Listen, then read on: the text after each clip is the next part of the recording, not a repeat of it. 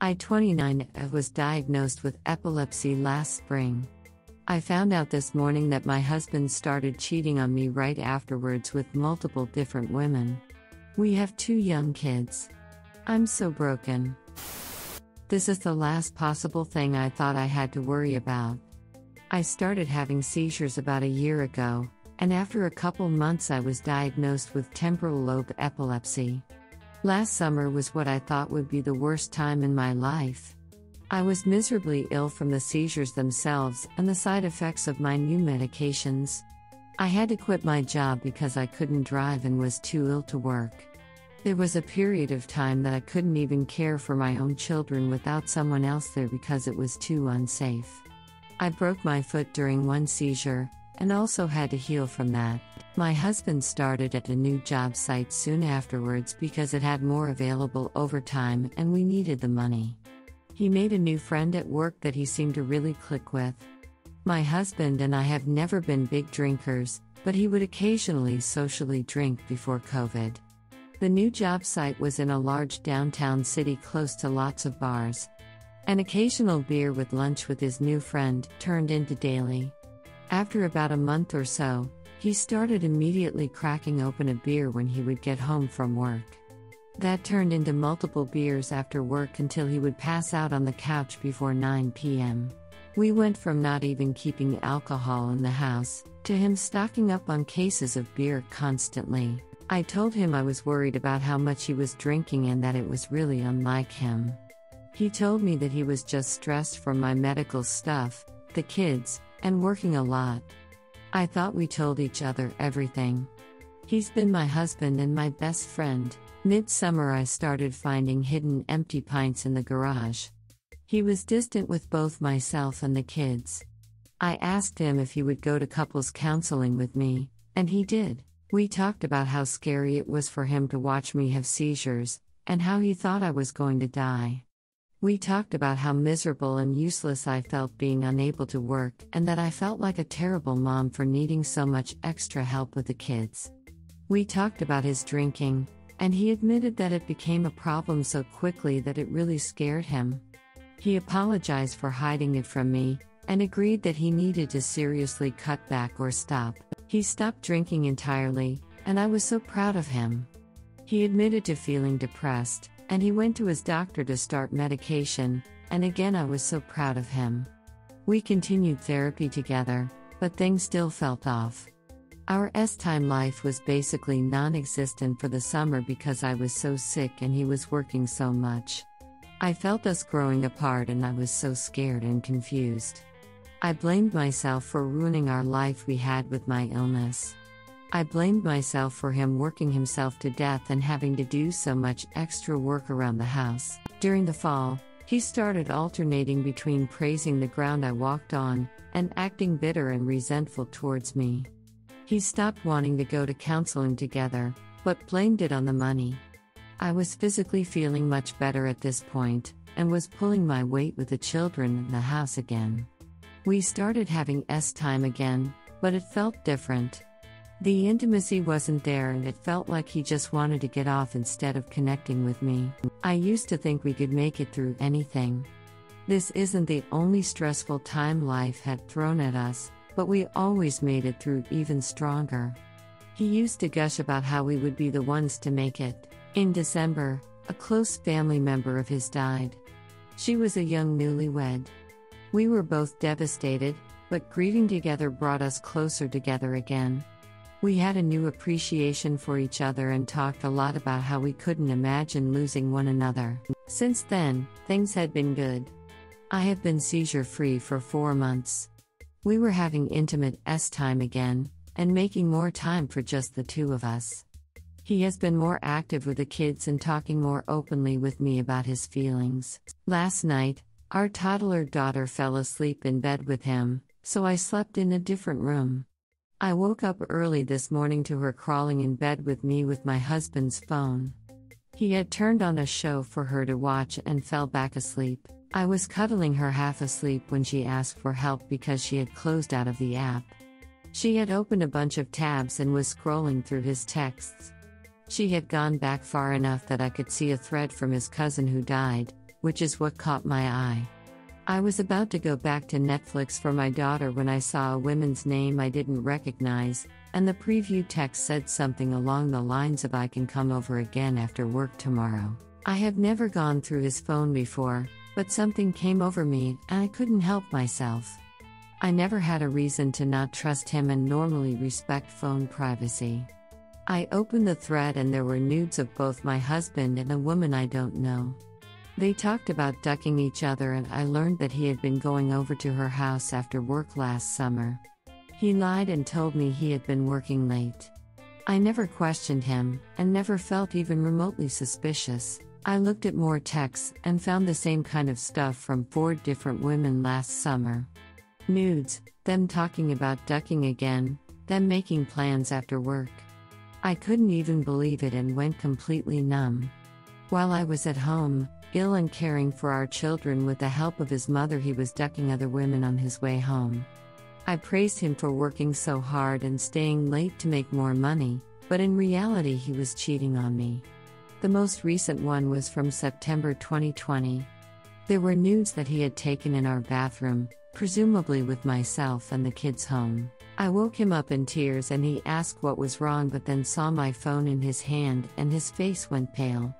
I was sobbing and couldn't even get words out. He jumped straight to asking me why I went through his phone and had the audacity to act angry about it. I told him how it happened and he started spewing lies at me. He told me he only sent pictures and never had time. I told him I knew that was a lie. He jumped to it being a one-time mistake. I told him I knew that was a lie.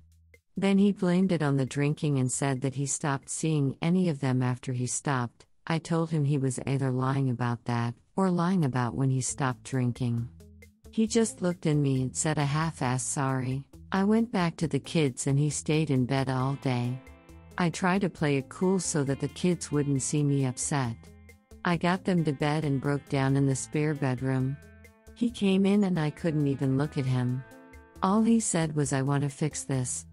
I told him I didn't even know who he was anymore, that I can't trust anything he says.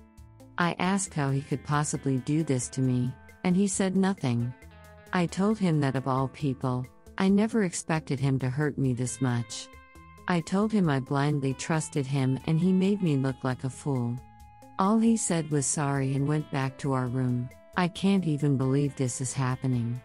He was my rock and my best friend. I thought we were going to be married forever. I can't stay with him after this.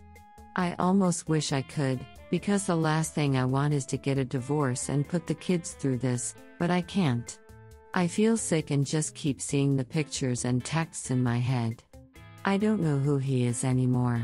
I don't know what to do. I can't believe this is actually happening. Update: I can't get out of bed and deal with my life. I can't even cry anymore. I need to be strong for my kids, but I just can't do anything. See my previous post for context. I'm 10 days into the void.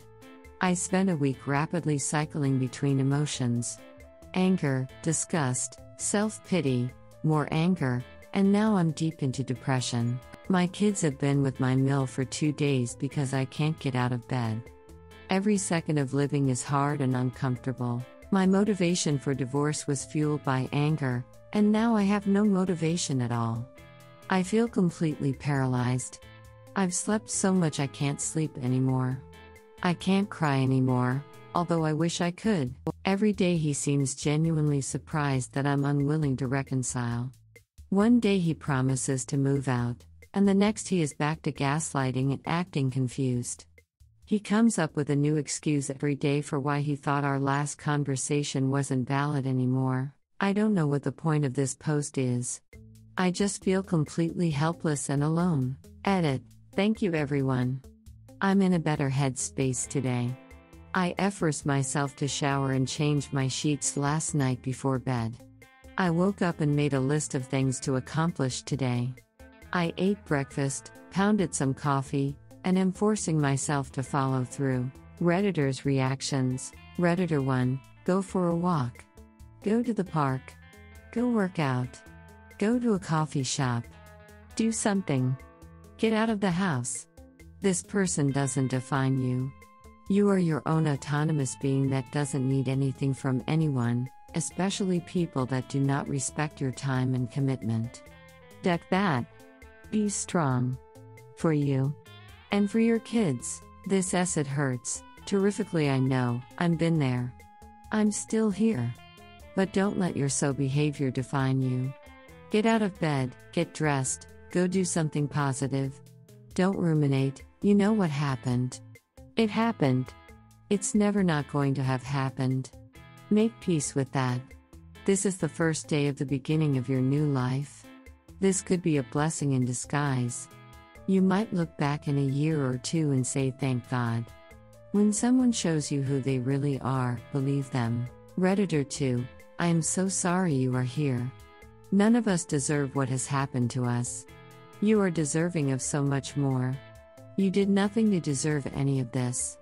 True reconciliation means the wayward spouse does everything they can to help their betrayed spouse heal. They seek counseling, they are transparent, they acknowledge that they have abused their spouse. They are truly remorseful. If this is not happening, then your wayward spouse is not worthy of reconciliation. Answer: he made an appointment with his psychiatrist to discuss being medicated for ADHD, again focusing on impulse control, and he scheduled an appointment with his therapist on Friday. He wants me to come with him, but I'm unsure if I want to. It's so hard to decipher through his BS. He is definitely remorseful, but I fear for the wrong reasons. It's hitting him how much of his life will change because of his actions, but I'm unsure if it translates to fully taking accountability for his actions. Redditor 3, can you make an appointment with a doctor to talk about antidepressants? It may be only temporary. Will you handle this situation? Or schedule a therapy appointment? This might help you make it through. Also, ask people for help. It's the hardest thing to do when you're depressed.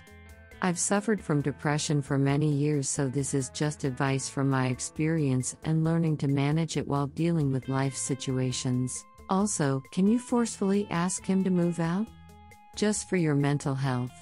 Answer: I have been on Lexapro for 6 years, but was actually successfully lowering my dose until all of this. I talked to my doctor and am increasing my dose again for the time being.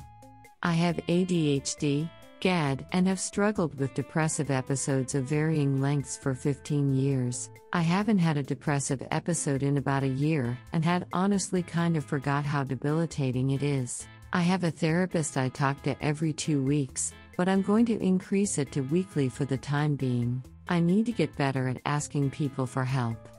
I've been so ashamed that I haven't told many people. Redditor 4, get up. You owe it to yourself to not let him win. Also, you have my sympathy. Words cannot describe the pain. But please believe me when I write that you can gain strength and resolve from this. Answer: thank you. I'm a competitive person deep down, so this wording was helpful. I can't let him win. Redditor 5, take it a step at a time. Step out of bed and get to the shower.